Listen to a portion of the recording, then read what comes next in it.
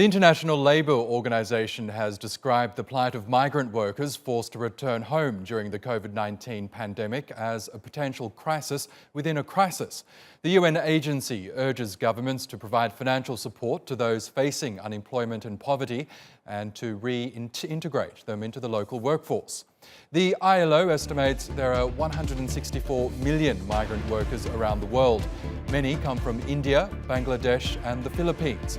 They work in industries such as healthcare, construction and farming.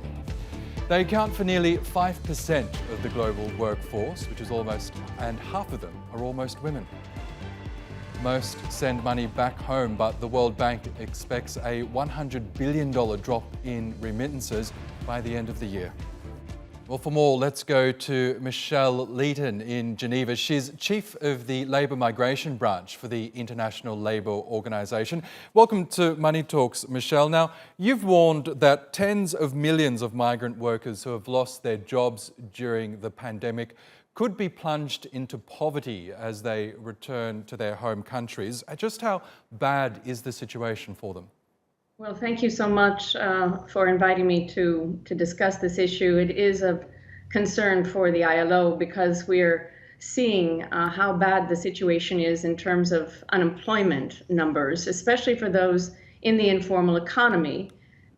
We reported, for instance, recently that almost the equivalent of 305 million jobs will be lost in the informal economy. And if you look at the fact that 70% of men migrant workers, 75% of women migrant workers in many low and middle income countries are in the informal economy, and the informal economy is so large in many countries, the loss of jobs is extremely significant for those who are in these line of work. And in fact, we know that many have lost their jobs as borders have closed and they have no access to basic services or social protection. They may be stranded in countries of destination, and even when they return home, they're returning to high levels of unemployment.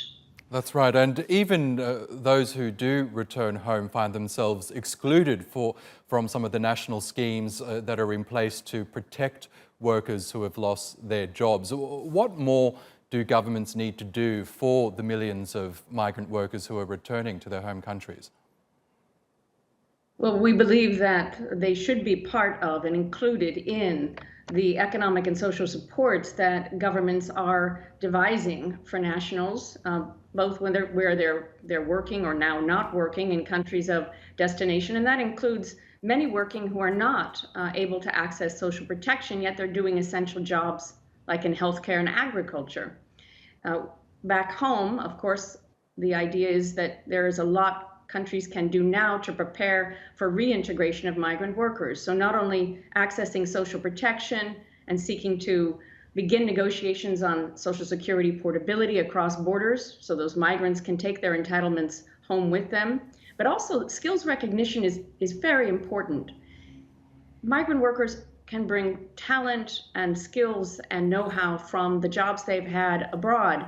And if that talent and skills and know-how is not recognized because of a lack of systems in place in countries of origin, then they may be taking jobs that won't help serve the labor market very well as they try to build back better. Yet they do bring an opportunity, including entrepreneurship and starting their own businesses. So recognizing this and trying to build the capacity of countries of origin and their systems, including labor market information systems, jobs and skills matching, is going to be terribly important as these countries seek to emerge from the crisis and to build back the systems they had in place and economic growth. We've also had disturbing reports coming out of places like Lebanon, where Ethiopian maids are essentially being dumped outside of their embassies as their employers can no longer afford to pay them. The responsibility to care for migrant workers also rests on the host countries, doesn't it? Well, it certainly does.